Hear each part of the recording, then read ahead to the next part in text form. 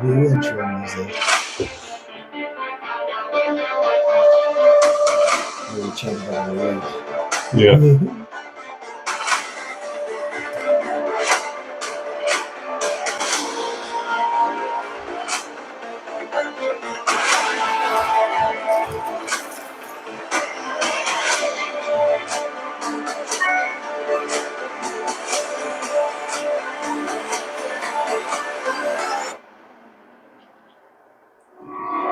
That's some wild music, John. That's pretty crazy, right? That is very good.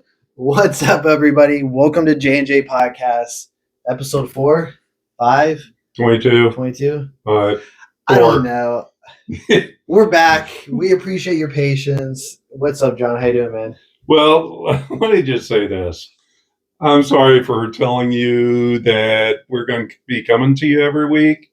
I think we did say that. We did say that. I said that. Yeah, but things happen in life, okay? So, John, you want to tell me this week what happened in your world? Yeah, unfortunately, knock on wood, my child got sick. He had RSV and strep throat at the same time. So that was no fun for him. He's doing a lot better now, though. So that's why we weren't here last week. And I didn't want to pass it along to you. Thank you, because I have a lot of medical issues, which we'll talk about later, but it's not all about me. It's tonight about John. Yes. So, no, I mean, other than that, and then we got a fence put around our house, which is really exciting. That's cool. Which I want to do a quick shout out. Bellbrook Landscaping. They did an amazing job. We finally have privacy in our yard where deers and foxes and stuff can't get in there anymore. So, you know what? The other day on my Ring doorbell, actually last night, kind of freaked me out. About 2 o'clock in the morning, my Ring doorbell went off. And I looked on the Ring doorbell, and there was a coyote, like at my door, at my screen door. A coyote? A coyote. Wow. I thought it was a cat, but then as I looked and I zoomed in, my eyes met his eyes, but he didn't come in. So that was good. Oh my gosh. So watch out for the coyotes wherever you are. I'm glad you're okay, man. I'm glad you're okay. Yeah. So in this episode, whatever number we want to put on it. 4. 4? 4. Okay, we'll go with 4. All right. So I want to talk a little bit. I think it's important for us to find out about each other and for our audience to find out about us, because keep subscribing. We look at your views, and our views are very important in getting up there. So I feel it's important to get to know us. So tonight, what we're going to do is I'm going to talk to John, ask him a few questions about life and about other things that's going on so that you can get to know him. And then in episode 5 next week, or the week after, no, just kidding. Well, he'll ask me some questions so that you get to know me. But so you went to Centerville, right? Yeah, I grew up in Center. I didn't grow up in Centerville. I was born, but yeah, I was born in Huber Heights, but yeah, I went to Centerville High School. Okay. Did you play any sports? Played a lot of sports. What was like? What sports did you play? So basketball, I played baseball, and I also played soccer. Oh, so you were all around the jock, right? I did everything. So what was the best sport that you liked? Me personally, I was probably best at basketball. I love playing it. It's just a fun sport. So. And then what position did you play? I usually played point guard or shooting guard, since I'm not like 6'6" like you. 7. 6'7". I'm only 6 foot, but yeah, I like playing point guard and shooting guard. So. How many points did you average? I averaged about 15 to 20 points a game, and that's pretty good. I know. And if I did better in school, I might have been able to play for the varsity team, but unfortunately, didn't do so hot. So speaking of school, what was your favorite subject? In high school or in college? High school. High school, I really liked, I was in theater in high school. I don't tell a lot of people that. Really? I was a part of theater. So I did a bunch of stuff like stage crew and stuff. Okay. But I really like theater. Okay. That's interesting because I like theater too, but I'll explain that later in episode 5. So you went to Centerville and you went to college, right? I did go to college. And what'd you go to college for? So I went to Sinclair for 2 years to save some money, stayed at home with my parents, and then I went to University of Toledo, and my major was human resources with business. So Oh, cool. And I will say those that are like graduating in 2025, sometimes it's good just to go to Sinclair and to save your money a little bit, figure out what you're going to do, then get your electives done, your general studies done, and then transfer it to maybe a different college. Yeah. I know some people go to Sinclair. After they get that, then they go to Wright State after that. Yeah, I saved a lot of money doing that, even though I'm still paying my student loans from Toledo, but I'm very blessed that I got to do both. So okay, cool. So we're just going to dive right in, but I know that you and Sarah, your wife, go a lot of hiking. Yes, we love the nature. So tell me a little bit about that. Yeah, so we've been married, I can't believe it's going to be 10 years this year in November. Isn't that crazy? Oh, that is good. Every year we try to do a trip out to nature, just her and I, and we try to get away from the kids, get away from life, get away, from electronics, and really just get out there and clear our minds and just like really discover each other and then discover, God as well while we're out there. So what do you like about going on those hikes? And you mentioned God. So how do you connect God with nature? Yeah. So we like doing the hikes. First of all, Sarah always makes the craziest hikes, but I love her for it. We've done some major hikes. The biggest one we did recently was the highest peak, the east of Mississippi. Oh, wow. Virginia. So we started 7 miles down, right? Okay. And then we climbed up like 4,000 or 5,000 feet of elevation. Absolutely beautiful, gorgeous views, right? Oh, wow. Yeah. So, I mean, you asked me how we found God. So when you're in nature, there's this beauty and peace that you can't explain, right? Like seeing a sunrise come over the mountains and have the smell of the fresh air. Yeah. And like having not the noises of like the city and like the bright lights and stuff. When Sarah and I were on top of the mountain, you literally could hear the water just flow through the mountain. Oh, wow. Yeah, completely peaceful. So I always feel like when I go on these hikes in nature and stuff, I really can find God because my mind is clear. Okay. Because we're distracted by everything every day. Like I said, our cell phones, our emails, and everything else. So we really like going out there together to, find God on a deeper level. So, okay. Tell me about a story. Maybe you and Sarah were out there, or maybe you were out by yourself and God showed up. So it was before we got married. It was actually here in Dayton, Ohio. We went on a long canoe trip. I think the Little Miami River. Yeah. So we did about 7 or 8 miles. So we did one round. It was so fast. We're like, we got to do it again. We were out here long enough. So we did it again, but this time our boat tipped over. Oh, wow. Yeah. So I lost my wallet, my keys. Sarah lost all of her stuff, right? And we got stranded on a small little island. And like we were the last boat trip of the day. So we were like, uh-oh. We didn't have our cell phones or anything. Yeah. And so there's some canoers coming up behind us, thank God, because, we sat there and we prayed, like, God, please help us. They showed up, right? Mm-hmm. But in that moment as well, we also prayed, God, please help us find our belongings and stuff, right? Mm. So, and after Sarah and I prayed that, we looked down and we found a seashell. Oh, wow. In the Miami River, man. Isn't that crazy? We actually have that seashell still, and it's like at home in a portrait. But we prayed to God. We said, God, please help us find our wallet, our keys, and everything.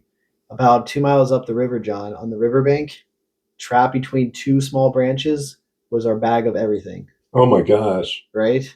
That's awesome. Yeah. That's awesome. So my relationship with God wasn't deep. And I know you're going to ask me some questions about that at the time, but like, you want to talk about taking things to the next level. And so when I go in nature, I've always found more peace in building my relationship stronger with God in those moments because I'm not distracted by everything. You know what I mean? Yeah. So I think that's interesting, especially because I've heard that before. The prayer is important. I mean, God knows where you lose stuff. And so why not ask him? Mm-hmm. Why deal with the stress of trying to find it yourself? Because everybody says, well, where were you the last time? Well, if I remember where I was the last time, that would be helpful. But sometimes I can't remember where I was. if I'm looking for my keys, if I'm looking for my phone or whatever that I'm looking for.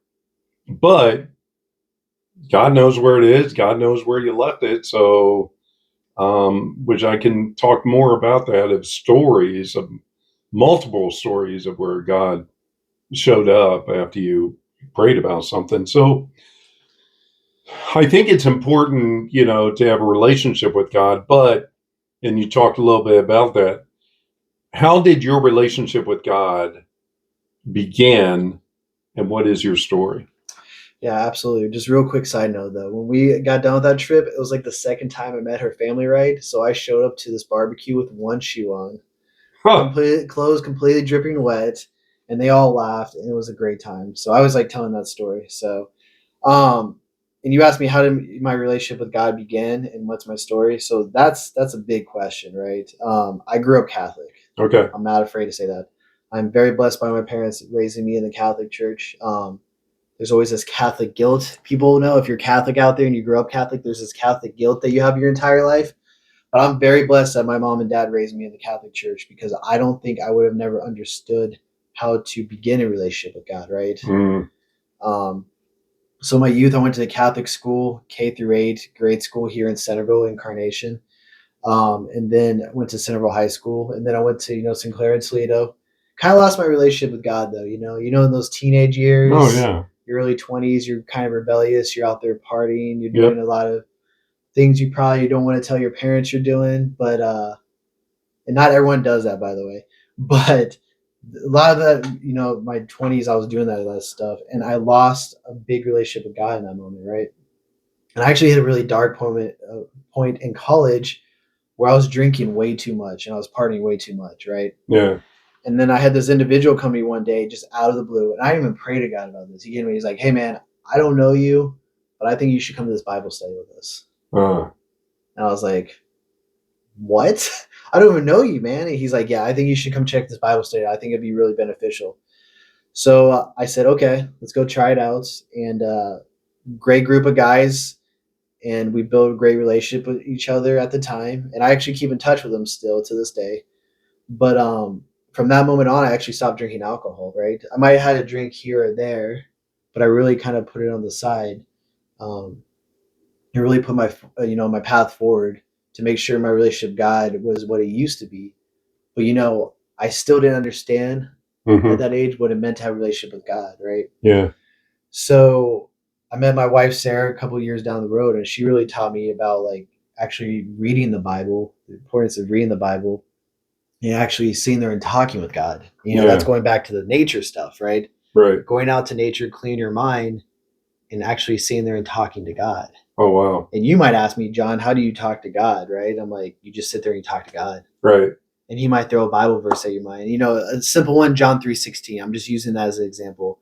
Like Tim Tebow used to have under his eyes. But I used to start doing that, and then God would throw Bible verses at me. And then I'd open the Bible verse and I'd understand stuff, right? Oh, yeah. And through the years, I realized going into nature is so important, or finding that peaceful place is so important, because that's how you build your relationship with God. Yeah, it's important to be at a church with people, have people around you help build you and stuff, but I think it's very important to have that one-on-one relationship with God. So my story is a lot more deeper than that, but that's kind of like where it's been and where I'm at now. So that's really cool. So a lot of times stuff happens to us, but you talked about being in nature with God, talking with God, praying to God. How do you find peace in a rough situation? I know that's a bullet, AK. I mean that's. I think I've seen so many miracles happen. Yeah. In my life. I'll give you another story real quick about another miracle that happened. Hopefully we have time.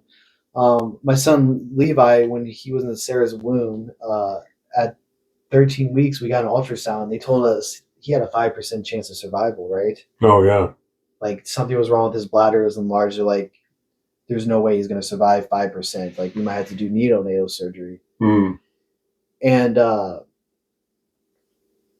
God, we prayed. We went to get the testing done. And then a month later, the doctors called us and said, "You're not going to believe this. It's gone. His bladder's healed." Oh, I believe it. You believe it, right? But you know the doctors were shocked. Like they're on the phone, shocked, telling us. They said that we've never seen this before. Yeah. And you know, I know it doesn't always happen for people, right? Right. But we were blessed, and God showed that healing. And like situations and those miracles like that, is why I can go to God in stressful situations and find peace. That's good. So, a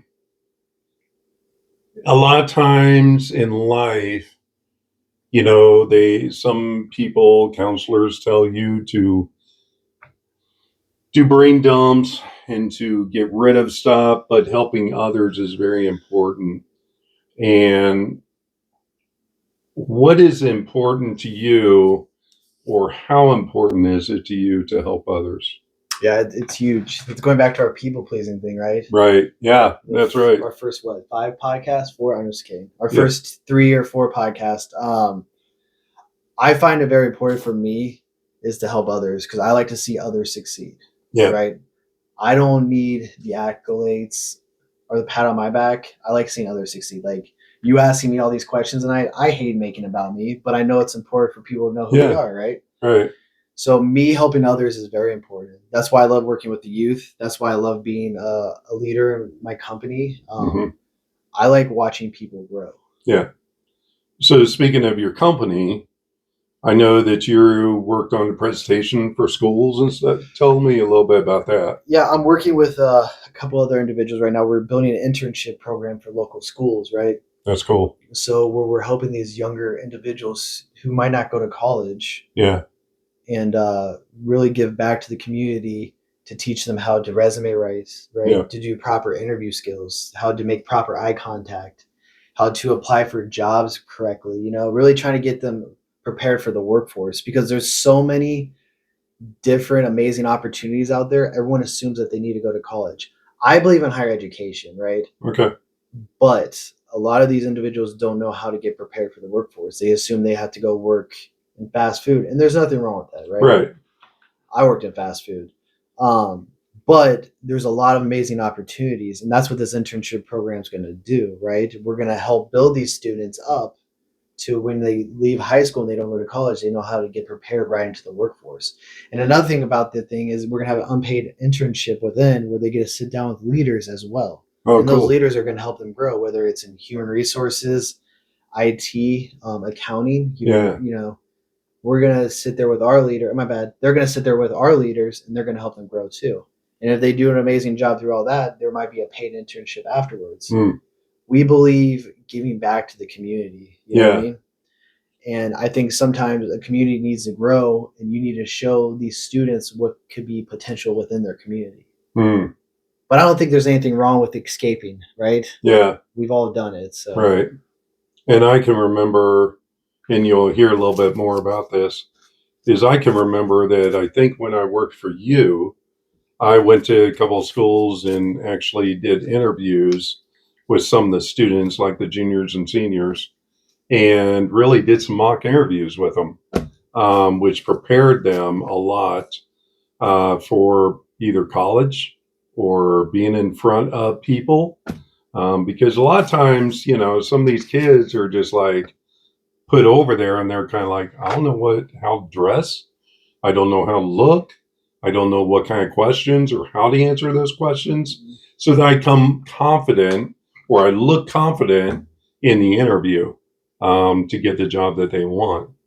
Internship is very important because it really gives you more of a, here I go, and I thought I was interviewing you, and now I'm talking. But interview skills is very important. Yep. And I'm glad you're doing that with your company. Yeah, and I mean, you and I have been working with the youth for years, and like I said, you asked me how is it important to help others. Like, it's amazing to watch people grow. Yeah, you know what I mean. Well, it makes you feel good. It does make you feel good, and some people can be arrogant about it, and some people aren't. But like, I love watching our youth grow when they might be stuck in the darkness of this world. Yep. But being able to pull them out of the darkness and help them to see the light. Yeah. It's an amazing reward. So, I think social media and being on social media and on the phone, of course, has really pulled them into a different world. Oh yeah. That sometimes you wonder where the anxiety happens or depression happens and other stuff. It's because of just being sucked into that social media world. Yeah. And speaking of that, I hope that, we're done with winter, but tonight it's 40, tomorrow it's 70, and Thursday it's supposed to be springtime, isn't it? And this is why everyone keeps getting sick, man. Yeah. Because of this crazy weather in Ohio, Right. and we've grown up here. Thank heaven my allergies haven't gone crazy yet, but the pollen hasn't showed up. So. Right. But. So. All right. Well, John, I appreciate you just answering some of those questions. I think it's very important to get to know. And then you can drill me next episode when we meet. Yeah, I'm going to have fun with that one. So make sure you guys check in episode. What number are we on? 5. 5. Okay. Well, we're on 4, and then we'll be on 5. Okay. Well, this is J&J Podcast. We appreciate you guys tuning in, and we'll hopefully see you next week. See you guys. I think I'm okay, don't you?